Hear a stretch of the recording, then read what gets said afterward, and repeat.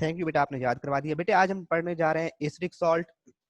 Acidic salt में बेटा definition देखें कि कहते हैं कि the salts are formed by partial replacement. अगर हम H2SO4 की बात करें बेटा तो इसमें दो हाइड्रोजन ऐसे हैं जो रिप्लेस हो सकते हैं। कंप्लीटली रिप्लेस हो तो वो बनते थे न्यूट्रल साल्ट, जो हमने कल पढ़ा था बेटे।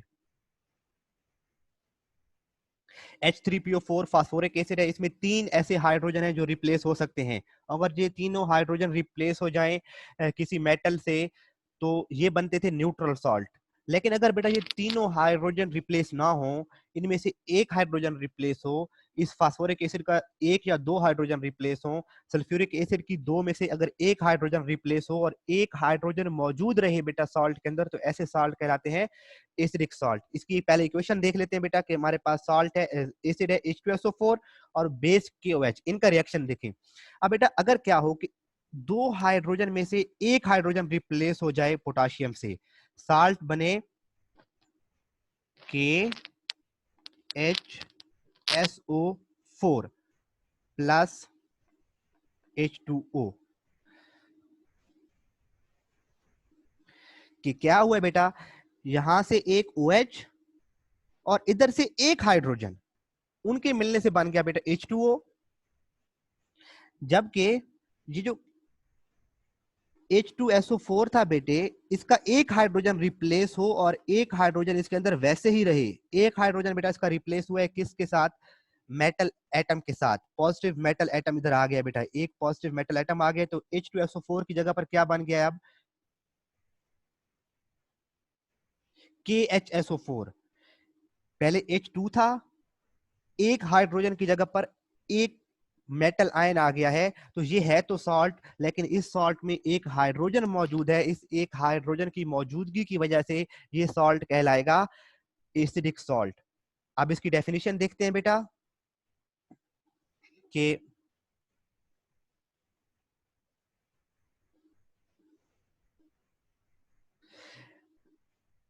these salts are formed by partial replacement. Complete replacement नहीं हो रही है, पार्शियल रिप्लेसमेंट हो रही है। किसकी?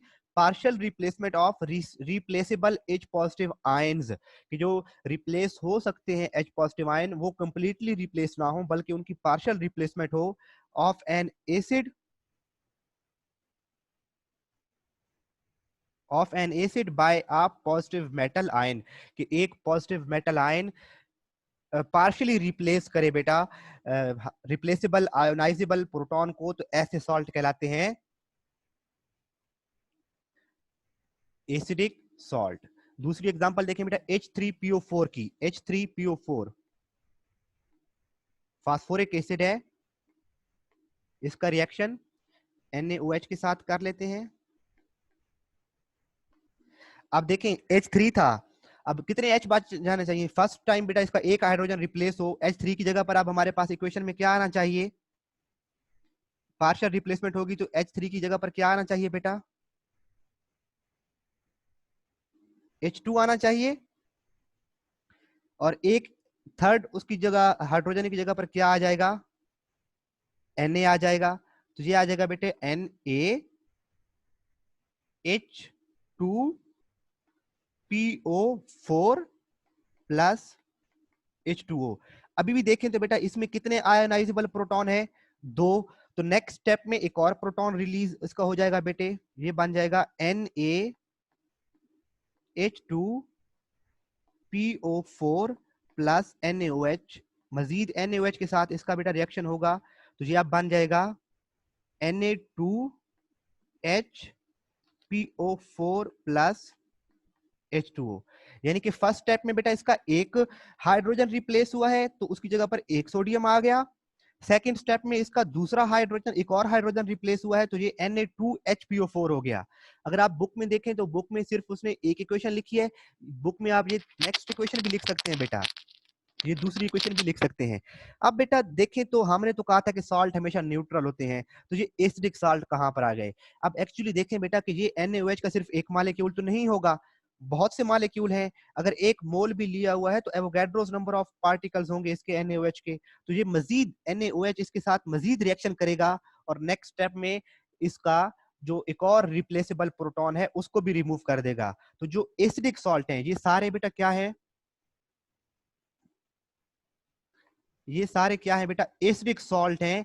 ये मजीद जब बेस के साथ रिएक्ट करते हैं तो ये दोबारा न्यूट्रल सॉल्ट बना देते हैं, ये दोबारा न्यूट्रल सॉल्ट बना देते हैं। देखिए पहला KHSO4 की हम एग्जांपल को डिस्कस कर रहा हूं बेटा, नेक्स्ट पेज पे जा रहे हैं। KHSO4 ये बना कैसे था, इसको स्टार्ट से देख लेते हैं कि ये हमारे पास था H2SO4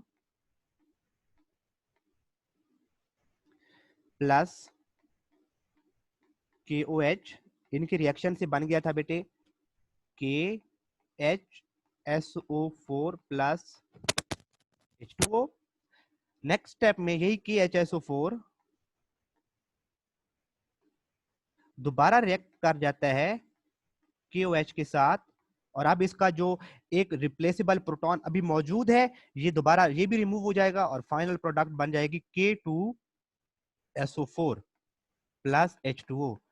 तो जो एसिडिक सॉल्ट था उसने दोबारा बेस के साथ रिएक्शन किया और क्या बना दिया बेटे, न्यूट्रल सॉल्ट बना दिया। यानी कि इसका मतलब है जो एसिडिक सॉल्ट होते हैं वो इंटरमीडिएट होते हैं, रिएक्शन में बनते हैं लेकिन वो मजीद फिर बेस के साथ रिएक्ट करके दोबारा न्यूट्रल सॉल्ट बना देते हैं। अगर हम फास्फोरिक एसिड वाली एग्जांपल की बात करें तो हमारे पास अभी देखिए पिछले रिएक्शन में कौन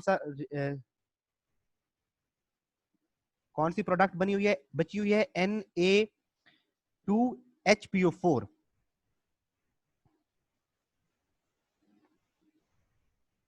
Na2HPO4 ये जब मजीद रिएक्शन करेगा NaOH के साथ तो ये बेटा इसका तीसरा जो हाइड्रोजन था वो भी क्या हो जाएगा, रिप्लेस हो जाएगा। तो ये बन जाएगा Na3PO4 प्लस H2O। तो अब ये Na3PO4 क्या है बेटा, न्यूट्रल सॉल्ट है। तो इसका मतलब ये हुआ बेटा कि अब हम बुक पे जाके एक बार रीड भी कर लेते हैं इसी स्टेटमेंट को कि एसिडिक सॉल्ट बेटा बनते हैं, लेकिन अगर एसिडिक सॉल्ट को मजीद रिएक्ट करने दिया जाए बेस के साथ तो वो बना देते हैं नॉर्मल और न्यूट्रल सॉल्ट बना देते हैं। स्पॉटलाइट को फॉलो करेंगे बेटा कि डेफिनेशन है कि the salts are formed by partial replacement of a replaceable proton, के रिप्लेसेबल प्रोटॉन की पार्शियल रिप्लेसमेंट हो किससे, by a positive metal ion. तो ये दो एग्जांपल थी बेटा। पहले रिएक्शन में देखें तो H2SO4 था, पहले रिएक्शन में क्या होता है बेटा कि दो हाइड्रोजन में से एक हाइड्रोजन की जगह पर आ जाता है पोटाशियम और KHSO4। दूसरे रिएक्शन की बात करें तो H3PO4, इसमें तीन हाइड्रोजन ऐसे हैं जो रिप्लेस हो सकते हैं। तो पहले रिएक्शन में तीन में से एक हाइड्रोजन की जगह पर एक सोडियम पॉजिटिव मेटल आयन आ जाता है तो NaH2PO4। और अगर इधर आप लिखना चाहें तो तीसरा रिएक्शन भी लिख सकते हैं कि जब ये मजीद ये फर्दर रिएक्शन करता है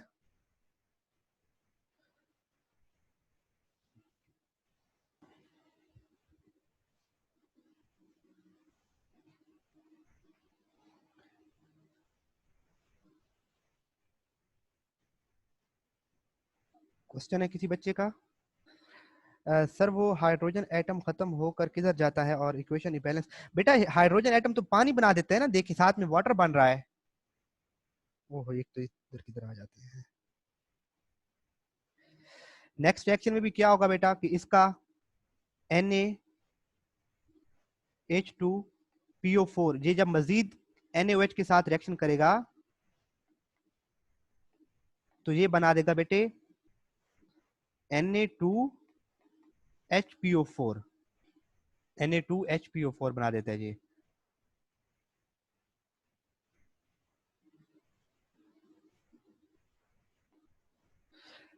और थर्ड स्टेप जाके इसका यहाँ पे होता है नीचे। अब बेटा इसको नीचे लिखते हैं कि these salts you will follow spotlight, these salts turn blue litmus red। तो इनको आइडेंटिफाई कैसे कर सकते हैं कि ये ब्लू लिटमस को रेड कर देते हैं। और these salts react with bases to form normal salts। जब यही KHSO4 जो ऊपर हमने बना था जब ये मजीद KOH के साथ रिएक्ट करता है तो K2SO4 बना देता है और साथ में H2O बन जाता है। और अगर आप देखें उसकी NaH2PO4 की तो इसने लिखा है बेटा 2NaOH, तो हमने इसको अलग अलग भी लिख सकते हैं ना। अगर यहाँ पे तो उसने डायरेक्टली NaOH के साथ रिएक्शन करवा के Na3PO4 प्लस H2O लिख दिया है, लेकिन अगर हम देखें व्हाइट बोर्ड पर तो मैंने बेटा कैसे किया है कि हमने इसको अलग अलग दो स्टेप्स में किया है कि एक स्टेप इसका ये नीचे, ये इसका पहला स्टेप ये होता है, दूसरा स्टेप ये होता है इसका, इस रिएक्शन का, और थर्ड स्टेप इसका, ये रिएक्शन जाके थर्ड स्टेप में होता है। तो कलेक्टिव भी लिख सकते हैं।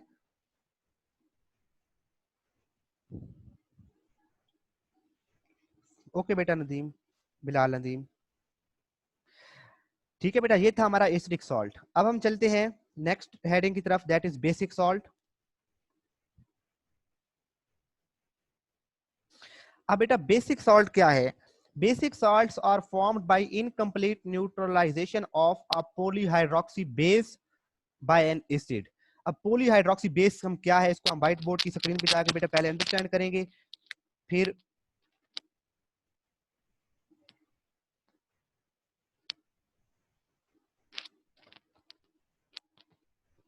बेटा पॉजिटिव मेटल एटम होते हैं, मेटल एटम पर नेगेटिव चार्ज आता ही नहीं है। इब्राहिम इमरान पूछ रहे हैं कि सर मेटल नेगेटिव आयन नहीं, बेटा मेटल हमेशा इलेक्ट्रॉन लूज करते हैं, उन पर पॉजिटिव चार्ज आता है। मेटल पर पॉजिटिव चार्ज होता है और नॉन मेटल्स नेगेटिव आयन बनाते हैं। अब बेटा देखें बेसिक सॉल्ट में उसने बात की है पोलीहाइड्रोक्सी। तो एक इसको देखें बेटा, NaOH। NaOH क्या है? हाइड्रोक्सल ग्रुप है बेटा, इसे कहते हैं हाइड्रोक्सी ग्रुप। इसमें एक हाइड्रोक्सल ग्रुप है। अगर बात करें KOH की, तो इसमें भी एक हाइड्रोक्सल ग्रुप है। ये सारी बेसिस हैं।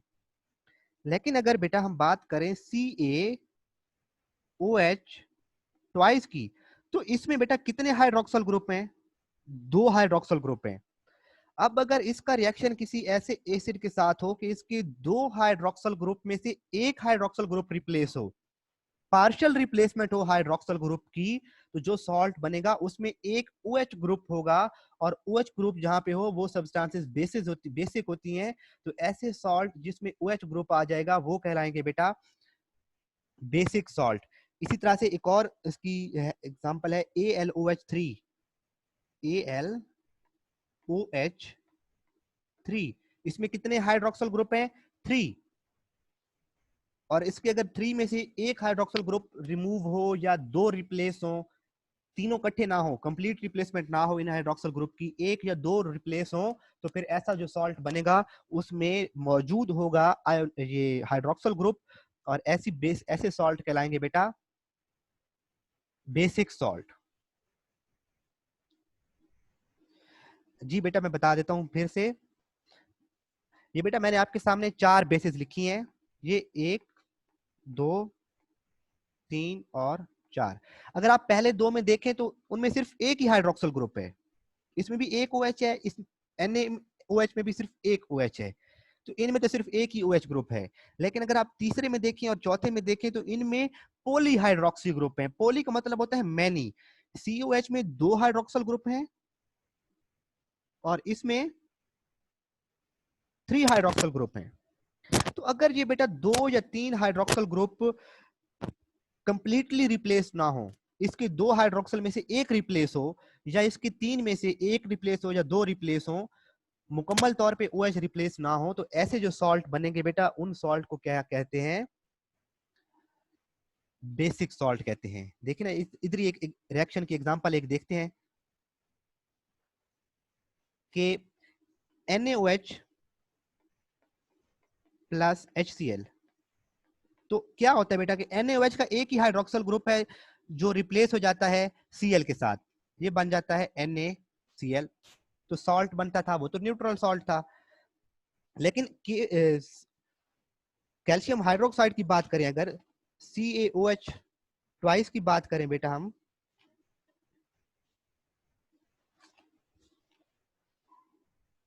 या AlOH3 की बात करें, तो इनके रिएक्शंस आगे हमारे पेज पे दिए हुए हैं, उनमें कंप्लीट रिप्लेसमेंट नहीं होती। पहला इसकी एग्जांपल डेफिनेशन बेटा इसकी बाद में देखेंगे, पहले इसकी एग्जांपल को डिस्कस करते हैं कि एल्यूमिनियम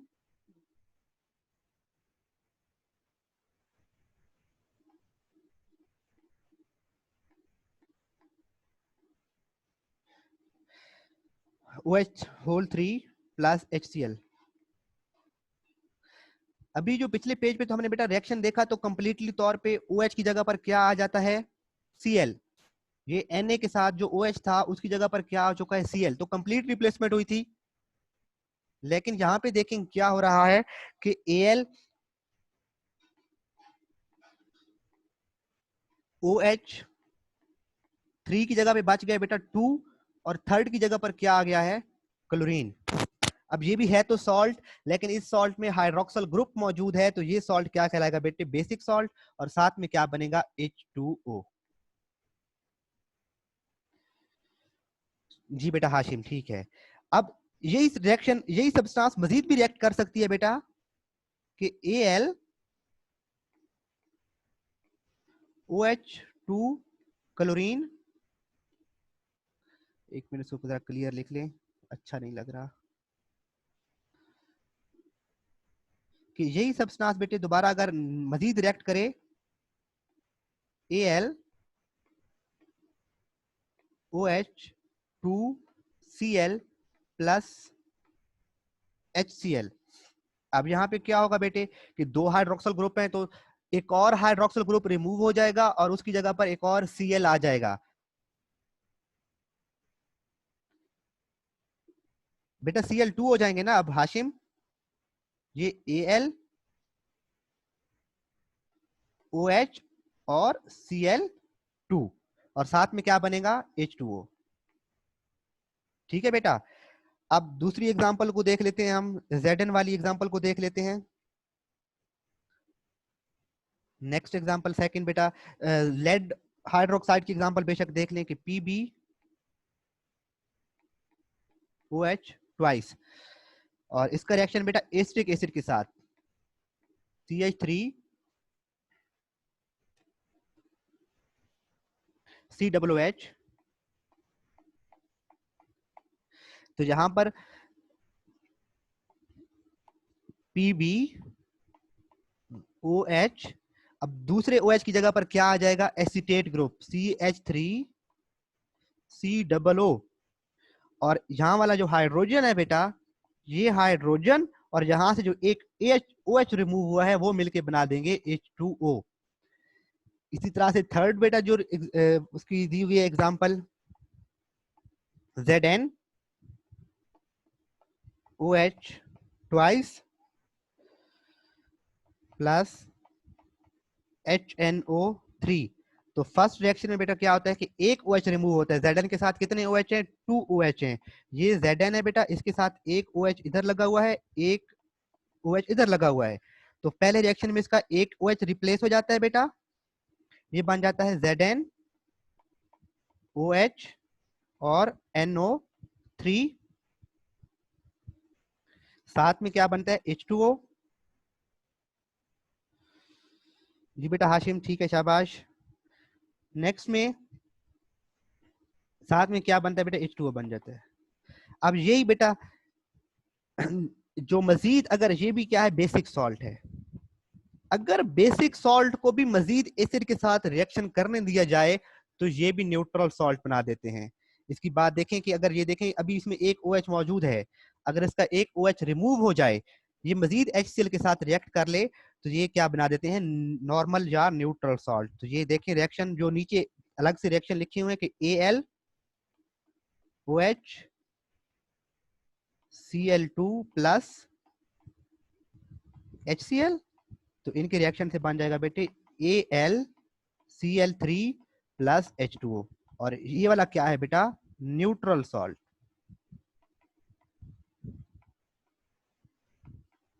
न्यूट्रल सॉल्ट, ये भी न्यूट्रल सॉल्ट बना देगा।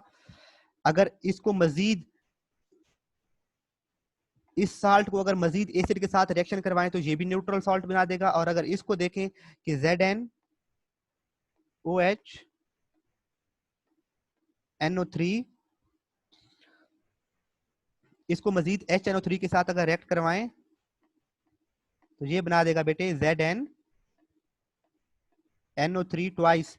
पहले एक NO3 था, अब दूसरा NO3 भी आ गया, तो NO3 ट्वाइस बन जाएगा, साथ में क्या आ जाएगा, H2O।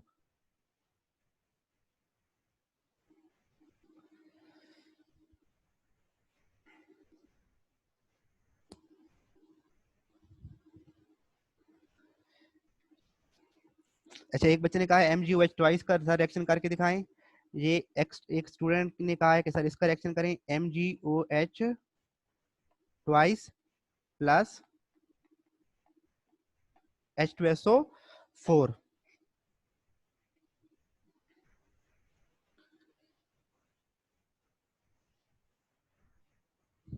तो फर्स्ट रिएक्शन में बेटा ये बन जाएगा, जो ये बनेगा Mg, एक OH रहेगा और दूसरे OH की जगह पर क्या आ जाएगा, SO4। और जब नेक्स्ट ये मजीद रिएक्ट करेगा बेटा, साथ में बनाएगा ये H2O। जब मजीद ये रिएक्ट करेगा तो ये बन जाएगा बेटे MgSO4 ट्वाइस। नेक्स्ट स्टेप में जाके इसका ये रिएक्शन बनेगा। तो पहले स्टेप में ये बनाएगा और ये भी क्या होगा बेटे, बेसिक सॉल्ट होगा।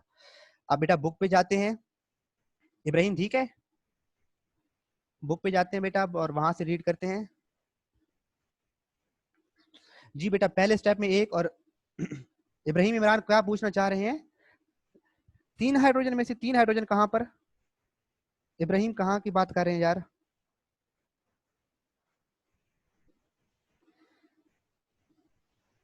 और बेटा ये लॉन्ग क्वेश्चन आता है ये एसिडिक और बेसिक सॉल्ट वाला। बेसिक सॉल्ट बेटा देखें कि basic salts are formed by, you will follow the spotlight. Basic salts are formed by the incomplete neutralization of polyhydroxy base by an acid। की अगर polyhydroxy base हो जिसमें एक से ज्यादा हाइड्रोक्सल ग्रुप हो और उसका रिएक्शन हो किसी एसिड के साथ और इनकम्प्लीट न्यूट्रलाइजेशन हो, जैसे ये 3 OH थे तो 2 OH अभी भी बचे हुए हैं, इसके भी 2 H, इसके भी 2 OH, उनमें से एक OH अभी बचा हुआ है, तो ऐसे सॉल्ट क्या कहलाते हैं, बेसिक सॉल्ट। लेकिन these salts further react with acid, अगर ये मजीद रिएक्ट करें एसिड के साथ तो दे फॉर्म नॉर्मल साल्ट्स। ये वाला जो रिएक्शन है ना बेटा ऊपर लिखेंगे, मैं आपको एक इसको मार्क करता हूँ, इसमें ये नहीं आता, ये वाला जो साल्ट है बेटा ये भी बेसिक सॉल्ट है, तो इस वाले रिएक्शन को भी आप यहां लिखेंगे, ये इस रिएक्शन के बाद ये वाला रिएक्शन जो है ना बेटा ये वाला, इसको ऊपर लिखेंगे, वो पहले दूसरे नंबर पर, और यहाँ पे ये क्या बनाएंगे। अब देखिए बेटा बेशक आप पीबी वाला रिएक्शन अगर ऊपर नहीं लिखते तो फिर इधर भी नहीं लिखेंगे। ये अगर आपको मुश्किल लगता है कि इसका फार्मूला लेंथी हो जाता है तो बेशक आप ये पहला 2 रिएक्शन लिख लें, इधर इधर से भी ये रिएक्शन लिखेंगे बेटा।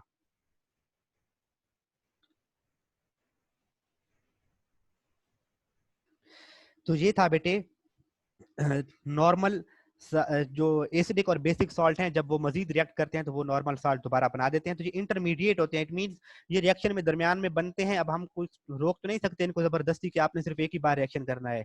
जब इनको एसिड दोबारा मिलता है उसके साथ रिएक्ट करके ये फर्दर न्यूट्रल सॉल्ट बना देते हैं, लेकिन जो इंटरमीडिएट बनते हैं सोल्यूशन के अंदर। तो ये थे बेटा acidic salt and basic salt. तो मुझे यहाँ तक बताएं कि बेटा टॉपिक क्लियर है।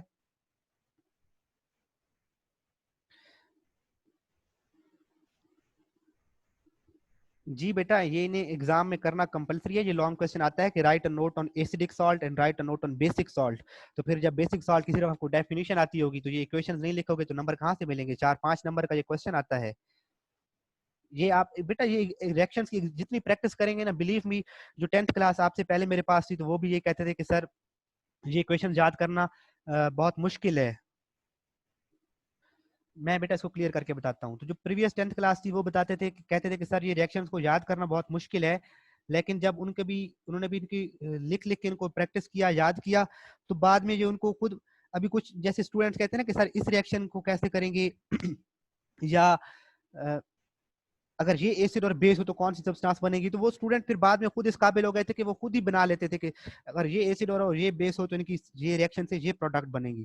तो ये इक्वेशंस जब आप एक बार प्रैक्टिस करेंगे तो फिर बेटा सबसे पहले आप लिखेंगे ये इक्वेशन पहले नंबर पर, और दूसरे नंबर पर ये इक्वेशन यहां लिखेंगे बेटा, ठीक है बेटा। और तीसरे नंबर पे आप ये इक्वेशन लिखेंगे। तो ये ऊपर आपके आएंगे ये 3 इक्वेशन। सर एसिडिक साल्ट की करेक्टरिस्टिक्स क्या है, ये लॉन्ग है एक्सरसाइज का तो प्लीज बता दें किसी।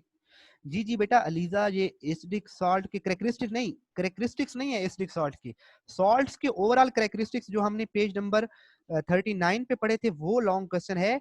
ये लॉन्ग क्वेश्चन आता है कि right a note on acidic salt.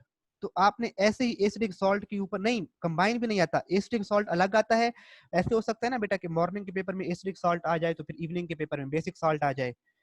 तो एसिडिक सॉल्ट आता है, और ये मतलब सिर्फ आपने डेफिनेशन लिखनी है और 4-5 इक्वेशंस लिखनी है। बेसिक सॉल्ट अगर अलग लॉन्ग आता है तो उसमें आपने डेफिनेशन लिखनी है और 4-5 इक्वेशंस लिखनी है, और ये टाइम सेविंग क्वेश्चंस होते हैं बेटा, कंबाइन नहीं आता बेटे, अलग अलग आता है।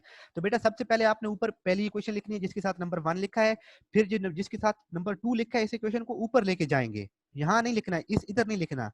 फिर तीसरी इक्वेशन Zn वाली लिख लेंगे, और उसके बाद बेटा जब ये लिख लेंगे ना, ये लाइन, ये ग्रीन वाली अंडरलाइन कर रहा हूँ, जब ये लाइन लिख देंगे तो उसके बाद फिर बेटा ये लिख देंगे नंबर 1 पे, और नंबर 2 पे नीचे वाला लिख देंगे, ये लिख देंगे उसके साथ।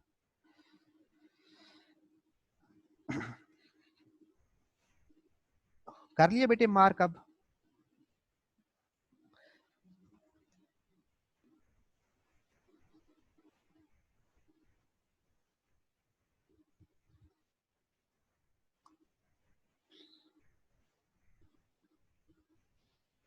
जी बेटा, और किसी बच्चे का कोई क्वेश्चन?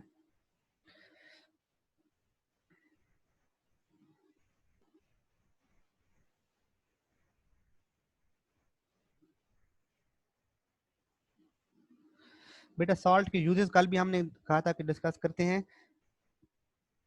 जी बेटा आखिर में बता दूंगा। बेटा क्वेश्चन की पेयरिंग को भी छोड़े यार, सारे चैप्टर्स को अच्छे से, अभी तो हमारा दूसरे चैप्टर पे आपको पेयरिंग की पड़ गई है। ये लॉन्ग क्वेश्चन याद, हर चैप्टर के लॉन्ग क्वेश्चन याद करते जाएं। अभी आखिर में पेयरिंग का भी बता दूंगा, लेकिन इस चैप्टर के लॉन्ग क्वेश्चन बेटा वैसे तो पढ़ाते हुए मैंने साथ साथ बताए हैं कि 1 by 1 कौन सा लॉन्ग क्वेश्चन कैसे आता है। बेटा हम अगर आपको कर सकती हैं तो कर लें, कोई उसमें बुरी बात गलत बात तो नहीं है। अगर लिखना चाहेंगे तो बिल्कुल बहुत अच्छी बात है, लेकिन अगर जैसे कुछ बच्चों को वो डिफिकल्ट लगता है ना, अगर तो वो बेशक उसको छोड़ भी दें तो कोई बात नहीं, क्योंकि वो फार्मूला बहुत लेंथी हो जाता है और स्टूडेंट उसमें गलती करने के चांसेस होते हैं उनके। इस चैप्टर को जब खत्म होगा परसों इंशाल्लाह, मंडे वाले दिन तो ट्यूसडे वाले दिन मैं इस चैप्टर को सारा एक रिव्यू कर लेंगे, इसके जितने भी लॉन्ग क्वेश्चन शॉर्ट क्वेश्चन जहाँ से जो आते हैं बेटा। अच्छा ये देखें बेटा, सॉल्ट, सोडियम कार्बोनेट, पहले के साल्ट के यूजेस आपने याद किए होंगे बेटा, कल पढ़ाया था।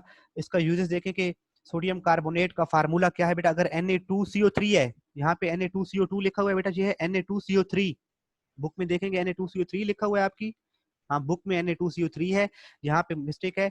ये है सोडा ऐश, और इसका यूज क्या है, it is use for the manufacture of glass, detergents, pulp and paper. Pulp बेटा ये जो पल्प से पेपर बनता है, जो दरख्तों की लकड़ी का गूदा होता है ना बेटा, जो उसका मैन्युफैक्चरिंग प्रोसेस है कि लकड़ी से जो पेपर बनते हैं, तो उसको पल्प कहते हैं। एंड अदर केमिकल्स, तो इसके भी यूजेस को रट्टा लगाएंगे कि कौन से यूजेस हैं। पहले पहले 2 पे अच्छी तरह से रट्टा लगा लें, फिर नेक्स्ट 2-3 पे अच्छी से रट्टा लगाएंगे ताकि मिक्सअप ना हो। तो सोडियम कार्बोनेट को कहते हैं सोडा ऐश, और ये इसके यूजेस आप लोग इन पे अच्छी तरीके से इनको याद करेंगे। इब्राहिम इमरान बेटे कल जो पढ़ाया था सोडियम क्लोराइड, कि मैं दोबारा बता देता हूँ बेटा, it is commonly used as table salt for cooking purposes. It is also used for de icing roads. De icing roads का मतलब है सड़कों के ऊपर जो बर्फबारी होती है ठंडे इलाकों में, तो वो बर्फ हटाने के लिए उनके ऊपर सोडियम क्लोराइड को छिड़क देते हैं, तो बर्फ आसानी से जल्दी पिघल जाती है। And for the manufacture of sodium metal, caustic soda and washing soda. तो वॉशिंग सोडा भी नीचे पड़ा हुआ है, कास्टिक सोडा का भी फार्मूला नीचे। कास्टिक सोडा यही होता है, NaOH होता है कास्टिक सोडा। जो बेस नहीं पढ़ रहे थे बेटा, NaOH that is caustic soda. Washing soda देखें तो नीचे वाला Na2CO3.10H2 वॉशिंग सोडा। तो इससे ये सारे केमिकल्स बनते हैं। तो ये है NaCl के यूजेस, और सोडा ऐश Na2CO3 के यूजेस। तो इनके यूजेस को भी बेटा साथ साथ याद करेंगे। ये शॉर्ट क्वेश्चन आ जाता है, या MCQ आ जाता है इनमें से कोई ना कोई वाला। ठीक है बेटा, अभी कोई और किसी बच्चे का कहीं पे कोई कंफ्यूजन है तो बोल दें बेटा, बाकी हम इंशाल्लाह कल इस चैप्टर को, जो सॉल्ट्स के टाइप्स हैं वो खत्म हो जाएंगी, और एक दिन हमारा फिर लगेगा इसके वो साल्ट्स के यूजेस। और बेटा अगर आखिर में देखें तो ये न्यूट्रलाइजेशन रिएक्शन पड़ा हुआ है, तो ये तो आप लोगों को कर लेना चाहिए। सारे रिएक्शंस वही हैं जो हम पीछे बार बार करते आ रहे हैं।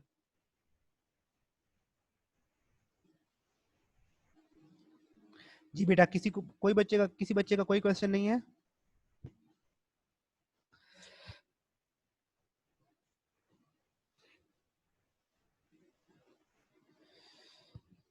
चलिए बच्चों, वीकेंड भी है, छुट्टी है, और एक आप लोगों का और टास्क है बेटा कि आप लोगों ने अपने घर के, अगर आपके घर में जगह है या घर में जगह नहीं है तो गली में कहीं पे या कहीं पे घर के सामने कोई पार्क वगैरह है तो उसमें एक एटलीस्ट एक पौधा हर बच्चा जरूर लगाएगा। ऐसा है ना कि बेटा अभी 14 अगस्त आ रही है और आप लोग लड़के जो खास तौर पे आप बाजे बजा रहे होते हैं और झंडियां और उन पे पैसे जाया करने से बेहतर है कि एक पौधा लें। उसका एक कोई भी एक पौधा लें। अगर आप खुद नहीं लगा सकते तो पार्क में जो भी माली है उसके हैंड ओवर वो पौधा करेंगे, वो जहाँ पे जगह उसको मुनासिब होगी वो लगा देगा।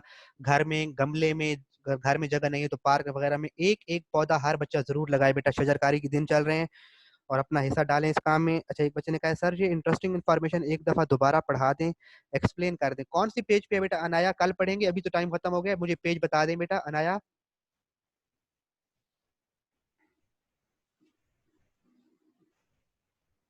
बेटा अभी किसी भी टाइम क्लास खत्म हो जाएगी तो अ, आप सब बच्चों को अल्लाह हाफिज, इंशाल्लाह कल लेक्चर स्टार्ट करेंगे।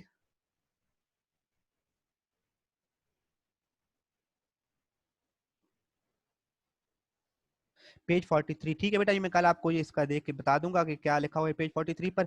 बेटा नर्सरी वगैरह से पौधा लेके आप इब्राहिम कहीं अपने घर में जगह हो, अगर कहीं गांव में गए हुए हैं आप लोग छुट्टियां सेलिब्रेट करने के लिए तो वहां पर बेशक कहीं पे भी लगा दें पौधा, लगा के बस आपका वो खुद ही बड़ा होता रहेगा।